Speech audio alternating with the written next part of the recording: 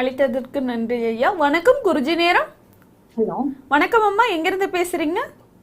நான் சென்னையில இருந்து கால் பண்றேன். சென்னையில இருந்து பேசுறீங்களா? யாருக்காக ஜாதகம் பார்க்க போறீங்க? அவங்களோட பெயர்? அவங்க பேர் அஸ்வினி. அஸ்வினி. பிறந்த தேதி பிறந்த நேரம் சொல்லுங்க. 01/03/1990. 1/3/1999. பிறந்த நேரம் 90 மேம். ஓகே. ஆமா. பிறந்த நேரம் 3:40 PM. 3:40 PM. பிறந்த இடம் சென்னை. சென்னை. ராசி நட்சத்திரம் லக்னம் சொல்லுங்க. மேஷ ராசி கடக லக்னம். மேச ராசி கடக லக்னம். என்ன கேள்வி கேட்கணுமா?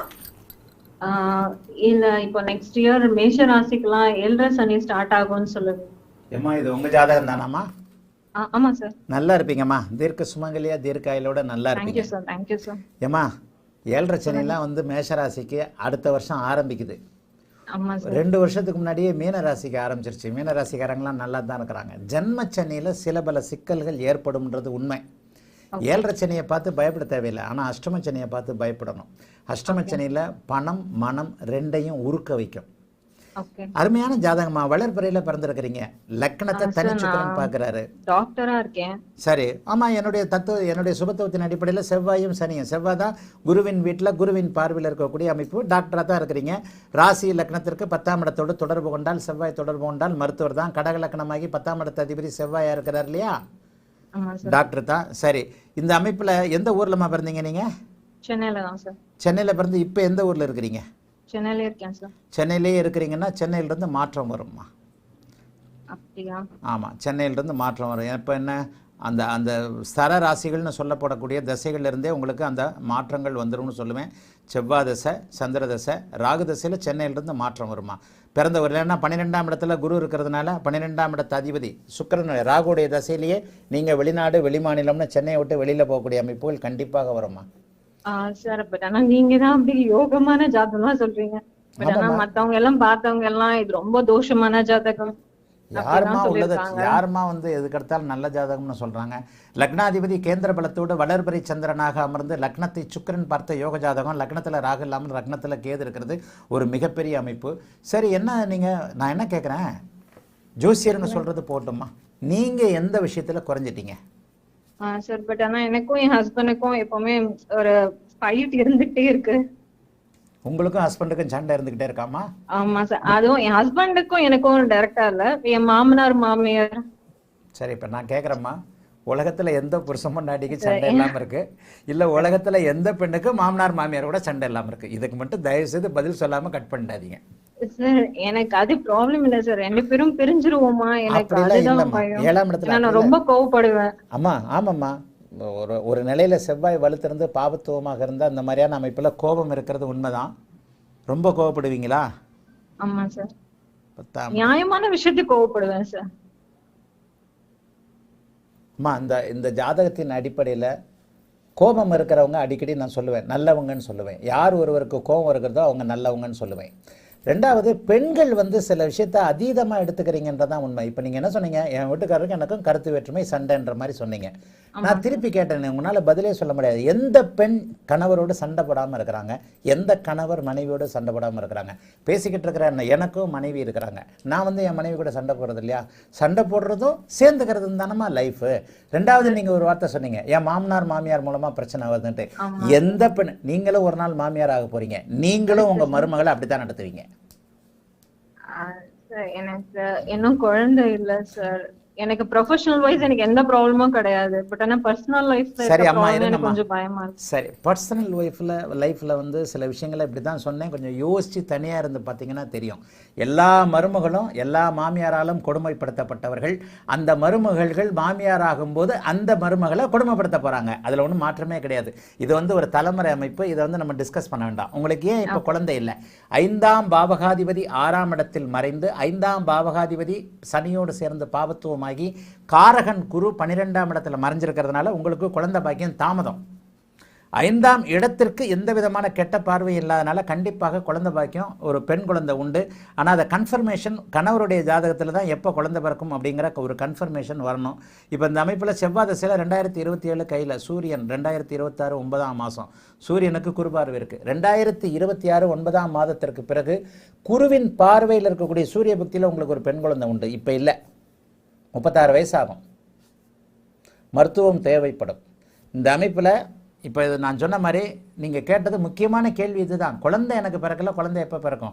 ஜோதிடத்தில் இருக்கக்கூடிய சரியான இந்த சமன்பாடு கணக்குகள் 5ஆம் அதிபதி 6ல் மறைஞ்சிருக்கிறதும் ராசிக்கு 5ஆம் இடம் நல்ல விதமாக நல்லா இல்லாமல் போயிருக்கிற ஒரு அமைப்புகளும் தான் உங்களுக்கு குழந்தை பாக்கியம் இல்லைமா.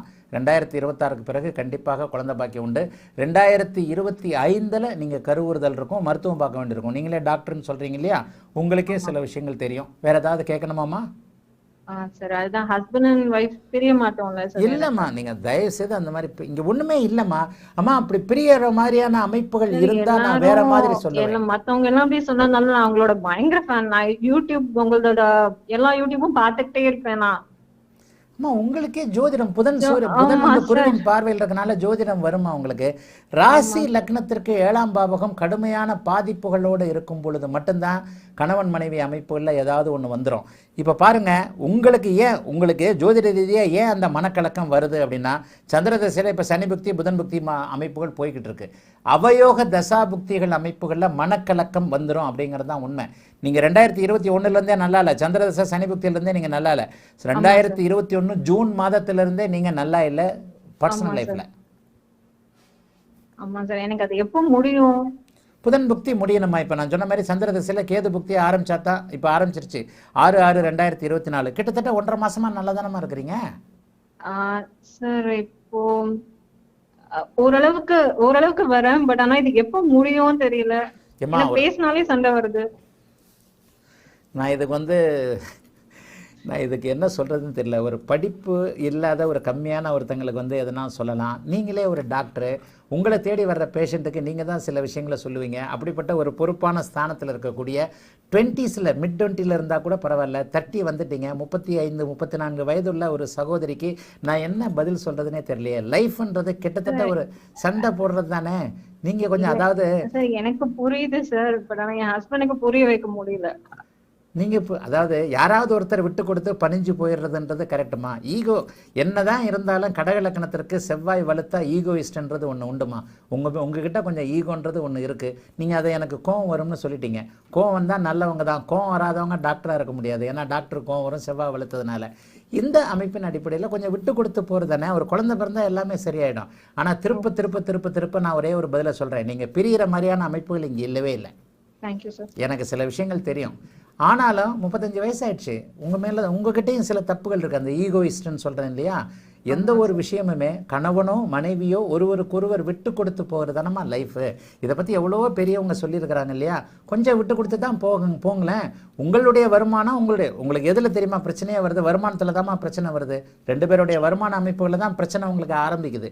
ஏன்னா சரி, இதுக்கு மேலே இந்த இடத்துல டிஸ்கஸ் வேண்டாம். உண்மையிலேயே பிரிவினை என்பது இல்லைம்மா. ஒரு குழந்தை பிறந்ததுக்கு அப்புறம் குழந்தைக்கு நீங்கள் மருத்துவம் பார்க்க வேண்டியிருக்கும். குழந்தை பிறந்ததுக்கு அப்புறம் 2026 9ஆம் மாதத்திற்கு பிறகு அடுத்து ஆரம்பிக்கக்கூடிய செவ்வாய் தசை உங்களுக்கு நல்ல யோக தசை. ஆகவே நல்லா இருப்பீங்க. தயவுசெய்து 7.5 சனியை பற்றி பயப்பட வேண்டாம். 7.5 அஷ்டமச்சனி என்பது பயங்கரமான சிக்கல்களை கொடுக்கக்கூடியது. 7.5 சனின்றது கேரியரில் கொஞ்சம் டிஸ்டர்பன்ஸு, கொஞ்சம் மன அழுத்தம், அந்த மாதிரியான விஷயங்கள். ஏதாவது வீடு வாங்கிட்டு கமிட்மெண்ட்டுன்னு சொல்லப்படக்கூடிய சில விஷயங்கள், அதாவது வாட மாதம் இதை கட்டணுமே, சம்பாதிக்கணுமே, இங்கே பண்ணணுமேனு ஒரு கமிட்மெண்ட்டை தான் கொடுக்குமே தவிர, அதுவும் இன்னும் 2.5 வருஷம் கழித்து மேஷத்தில் ஜென்மச்சனியாக வரும்போது தான் கொடுக்குமே தவிர இப்போ இல்லைம்மா. தயவு செய்து ஒரு மாதிரியான நெகட்டிவான எண்ணங்களை வளர்த்துக்காதீங்க. உங்கள் ஜாதகத்தில் கணவன் மனைவி பிரிவு என்பது இல்லவே இல்லை.